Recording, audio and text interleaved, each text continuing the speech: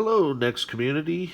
I wanted to show you a neat solution for NeXT 4000 monitors. Basically, the original composite for the feet turns to mush. So what I do is I use a paper towel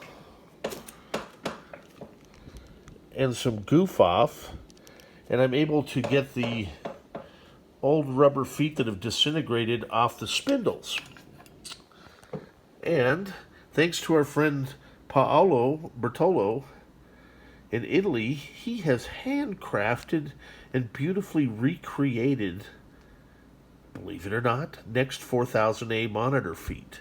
It was kind of a one-time deal, and we worked out, I believe it was a trade. So I've got these for $99 for the set of two. The reason the price is so much, hey, they're handcrafted.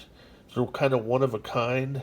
But what they do is they give you a nice new monitor foot rather than just a plastic spindle on the original 4000 monitors. So on the 4000As, all you do is you just set it in place. And I'm going to set the camera here. And then you just press it in. Oh. So it's that simple, and it spins. So now you have nice new monitor feet for your 4000A. Helge, this monitor is for you. The customer kept it closeted for the past 25 years. For a 4000, it is amazing. It's nice and bright.